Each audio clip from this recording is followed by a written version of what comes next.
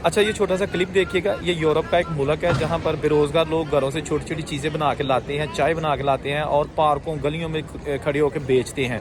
Police आती है, फौरी तौर पर ये अपने छापड़े लेके भाग जाते हैं। ये सारा दिन आंख मिचौली चलती रहती है।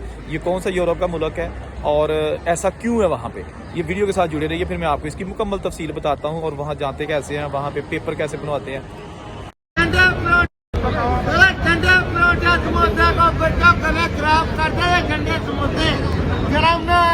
ये जनाब समोसे बेचने वाले हैं, पार्क में बेच रहे हैं और कह रहे हैं कि जी ठंडे समोसे मत खाइएगा, अगर ठंडे हो तो 1000 यूरो इनाम। ये देखिएगा, पुलिस आ गई और इन्होंने अपना सारा कुछ समेटा और साथ ही करीबी झाड़ियों में चले गए और पुलिस चली जाएगी तो ये लोग फिर दोबारा आ जाएंगे। चले वीडियो शुरू करते हैं। अच्छा, आपसे दरख्वास्त है कि YouTube पे मेरा चैनल है, मिस्टर बेग उसका नाम है, वो भी विजिट करें। वहाँ पर बहुत सारी इन्फॉर्मेशन मैंने दी हुई है, वीडियोस बहुत सारी अपलोड की हुई हैं। अगर आपने अभी तक वो मेरा चैनल सब्सक्राइब नहीं किया तो वो देखें, वहाँ पर आपको बड़े आसान तरीके बताए गए हैं, बड़ी इन्फॉर्मेशन दी गई है। तो मिस्टर बेग YouTube पर मेरा चैनल ज़रूर देखिएगा, उसमें आपको बड़ी इन्फॉर्मेशन मिलेगी। अच्छा, थोड़ा सा मैं पुर्तगाल के वाले से बता दूं कि ये यूरोप का मुल्क है, यहाँ भी यूरो चलता है। इसकी बॉर्डर लगती है स्पेन के साथ और स्पेन की बॉर्डर लगती है फ्रांस, जर्मनी और इटली वगैरह के साथ, स्विट्जरलैंड के साथ। ये जो पुर्तगाल है, यहाँ पर पुर्तगीज़ इनकी अपनी ज़ुबान है और बहुत सारे टूरिस्ट यहाँ पे जो है ना वो हर साल आते हैं। अच्छा, पुर्तगाल जो है ना, वहाँ पर आप किसी तरीके से भी पहुँच जाते हैं। अगर पेपर्स के साथ पहुँचते हैं या बगैर पेपरों के पहुँचते हैं, यानी कि लीगल तरीके से पहुँचते हैं या इलीगल तरीके से पहुँचते हैं, वो आपको मुकम्मल हक देता है कि आप पेपरों के लिए अप्लाई कर सकते हैं। आपको फौरी तौर पर जो है ना वो अपनी फ़ाइल लॉक करवानी पड़ेगी, यानी कि जो इसको वहाँ पर पेपरों के लिए जो एप्लीकेशन दी जाती है उसे कहते हैं फ़ाइल लॉक करवाना। वो आप वहाँ पर एजेंट भी बहुत सारे हैं, वो आपसे मुख्तलिफ पैसे लेते हैं। कोई 200 लेता है, कोई 250 लेता है, कोई 400 लेता है। आपकी फ़ाइल पूरे कागजात मुख्तलिफ महकमों से इकट्ठे करके तो फिर इमिग्रेशन डिपार्टमेंट में जमा करवानी होती है, तो इसको कहते हैं फ़ाइल लॉक। उसके बाद आपको तकरीबन 2 साल का प्रोसेस लग जाता है कि आपको पहला कार्ड, रेजिडेंट कार्ड मिलता है। ठीक है ना। इस 2 साल के दौरान कम से कम 1 साल के आपके टैक्सेस जो है ना वो गवर्नमेंट के पास जाने चाहिए, यानी कम से कम गवर्नमेंट की नज़रों में ये शो होना चाहिए कि आपने 1 साल यहाँ पर जॉब की है। और वो उसका सबूत यही होगा ना कि आपको वो टैक्स नंबर दे देंगे और उस टैक्स के मुताबिक आपने गवर्नमेंट को पे करने हैं वहाँ पे।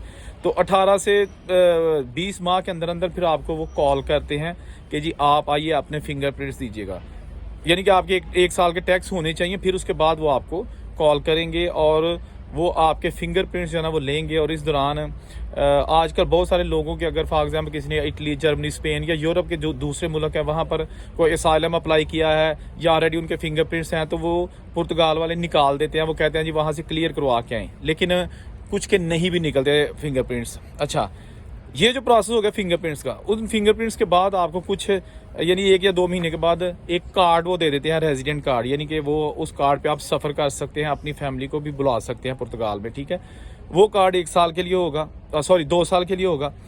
उस कार्ड के ख़त्म होने के बाद आपको फिर दोबारा रीन्यूअल के लिए अप्लाई करना पड़ेगा, फिर नया कार्ड आपको मिलेगा। उसकी मुद्दत 3 साल होगी टोटल, यानी कि आपने 5 साल में ये 2 कार्ड ख़त्म कर दिया। जब 5 साल हो जाएंगे तो आपको पासपोर्ट अप्लाई करने का हक होगा और फिर बहुत जल्द आपको वहाँ का पासपोर्ट भी मिल सकता है। अब बात करते हैं वहाँ पर जॉब के वाले से, वहाँ पर पहुँचने के वाले से। ठीक है।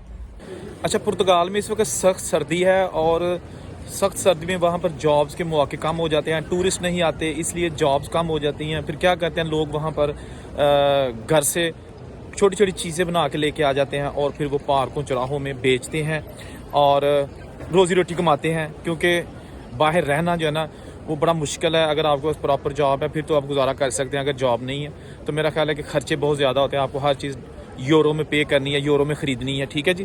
तो ये जो दोस्त वहाँ पे चीज़ें बेच रहे होते हैं, जो ही कोई पुलिस आती है, क्योंकि ये गैर कानूनी काम है, पुलिस आती है तो ये अपना छाबड़ा समेट के उसी वक्त फिर पार्कों से साइड पे निकल जाते हैं। लेकिन पुलिस इनको सख्ती से कुछ नहीं कहती। पुलिस चाहे तो ये कंट्रोल कर सकती है, लेकिन वो आराम से आते हैं, इनको देखते हैं, ये खुद ही उनको दे के भाग जाते हैं। ठीक है जी। तो जॉब्स के हालात मुश्किल हैं वहाँ पर। बहुत सारे लोग ऐसे हैं जो ऑलरेडी यूरोप के दूसरे मुल्कों में सेटल्ड हैं, मतलब जर्मनी, इटली, फ्रांस, बेल्जियम। तो वो अगर बगैर पेपरों के हैं तो वो वहाँ जाते हैं, फ़ाइल लॉक करके फिर वापस अपने मुल्कों में आ जाते हैं और वेट करते रहते हैं कि हमें कब फिंगरप्रिंट्स के लिए बुलाया जाए। फिर ये यूरोपियन मुल्कों से वहाँ पर फिंगरप्रिंट देने चले जाते हैं। इस तरह इनको कागज़ मिल जाते हैं। ठीक है जी। कागज़ तो यूरोप के ही हैं। ठीक है।